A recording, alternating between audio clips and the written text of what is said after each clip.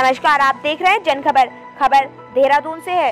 प्रदेश कांग्रेस महामंत्री संगठन विजय सारस्वत ने आज प्रदेश कांग्रेस मुख्यालय देहरादून में प्रेस कॉन्फ्रेंस की, जिसमें उन्होंने राज्य की बदहाल स्वास्थ्य सेवाओं पर सरकार पर तंज कसते हुए कहा कि ऋषिकेश एम्स कोरोना मरीजों के लिए लक्षागृह बनता जा रहा है। विश्व स्तरीय चिकित्सा का दावा करने वाले ऋषिकेश एम्स में कोरोना से संक्रमित मरीजों को सही उपचार नहीं मिल पा रहा है। स्वास्थ्य विभाग खुद मुख्यमंत्री के अधीन है, बावजूद इसके स्वास्थ्य व्यवस्था राम भरोसे है। राज्य में कोरोना अपने चरम पर है और प्रदेश में रोज पॉजिटिव मामले मिल रहे हैं। साथ ही मौत के आंकड़े भी तेजी से बढ़ते जा रहे हैं। राज्य के अस्पतालों में तैनात चिकित्सकों और कर्मचारियों को कोरोना से बचाव के लिए कोई व्यवस्था नहीं की गई है।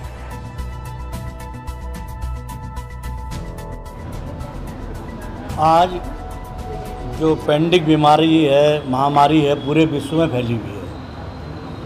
हमारा राज्य भी इससे ग्रसित है और आज पहली बार जो समाचार पत्रों में हमने पढ़ा है, कल सुना था समाचार टीवी में, 1000 की संख्या पार एक दिन में कर रही है और देहरादून की हालत आप देख ही सकते हैं। हमने पहले भी ये कहा था कि जब महामारी प्रारंभ हुई थी, हमारे प्रवासी भाई उत्तराखंड को लौट रहे थे, सरकार से कांग्रेस पार्टी ने, प्रीतम सिंह जी ने कई बार इस बात को दोहराया कि आप उत्तराखंड राज्य में जो हमारे भाई लौट कर के आ रहे हैं, इन्हें 4-5 स्थानों पर, विकासनगर, रुड़की, हल्द्वानी, टनकपुर स्थानों पर रोक करके इनका प्रॉपर चेकिंग कीजिए, आइसोलेशन में रखिए, तब इनको अपने गंतव्य स्थान पर भेजिए। तब हमने देखा कि सरकार के कान पर जूं तक नहीं रहेंगी, न सरकार ने कोई इस पर विचार किया।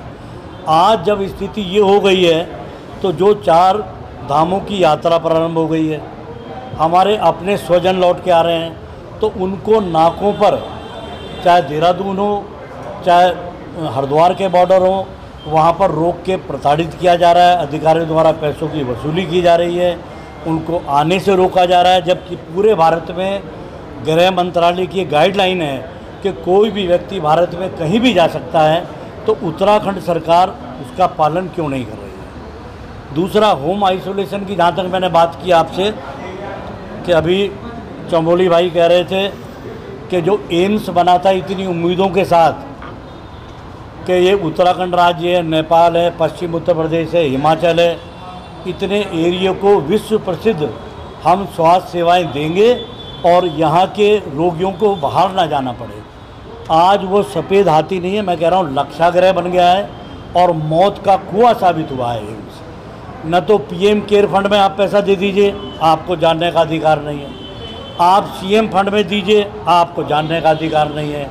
एम्स को कौन कौन सी अथॉरिटीज़ हैं, संस्थाएं हैं, वर्ल्ड से पैसा आ रहा है, केंद्र सरकार से आ रहा है। प्रधानमंत्री जी ने घोषणा की 15,000 करोड़ का प्रोविज़न कोरोना से लड़ने के लिए हमने किया है।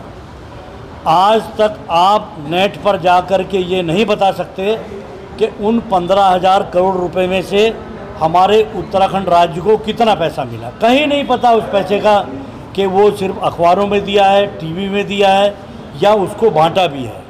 अगर दिया है तो एम्स में जो व्यक्ति को हम कोविड के नाम पे ले जा रहे हैं और जैसे ही कोई व्यक्ति पकड़ने पहुंचता है, सबसे बड़ा तो इस प्रदेश के साथ बुरी स्थिति ये हो रही है कि कई ऐसे पेशेंट्स हैं जिन्होंने कोरोना चेक ही नहीं कराया, उनको वो कह रहे हैं आपको पॉजिटिव है, आपको अंदर जाना पड़ेगा। अब जो व्यक्ति एम्स के अंदर दाखिल हो जाता है कोविड के नाम पर, तो आप लाख प्रयास कर लीजिए, आपके माता पिता, भाई, कोई रिश्तेदार हो, आपको सिक्योरिटी गार्ड के लोग गेट के अंदर नहीं घुसने देंगे।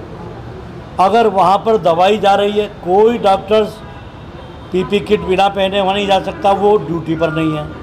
नर्सेज जो हैं वो भी अंदर नहीं जा रही हैं। अटेंडेंट्स को छोड़ रखा है उन लोगों के लिए, न समय पे नाश्ता है, न समय पे कोई दवाई है। और जब हम एम्स से पूछते हैं कि आपको कितना बजट केंद्र सरकार से मिला, आपने क्या क्या एपरेटस खरीदे हैं हमारे जीवन की रक्षा के लिए, कितने पीपी किट्स खरीदे हैं, क्या सामग्री खरीदी है, तो कोई बताने को राजी नहीं है। वो कहते हैं कि इसको हम उजागर नहीं कर सकते, जबकि वो ऑटोनोमस बॉडी है।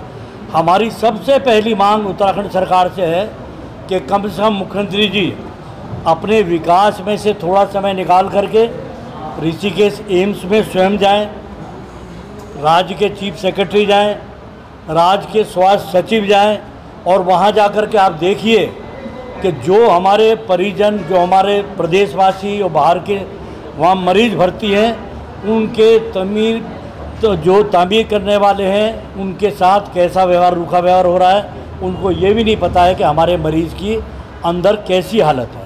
तो इन कठिनाई को ना जान के सरकार डेली आती है, जैसे मोदी जी आते थे भाइयों और बहनों, ऐसे कभी कभी मुख्यमंत्री जी भी आते हैं। केदारनाथ में ये होगा, बद्रीनाथ। आज जो सबसे बड़ी महामारी की स्थिति कोरोना है, उस पर कोई इनकी तैयारी नहीं है। सारी जवाबदेही हम जानते हैं कि सरकार को जवाबदेही लेनी होगी और ये बात जब अगला चुनाव आएगा तो प्रदेश की जनता इसका हिसाब किताब सरकार के साथ करेगी।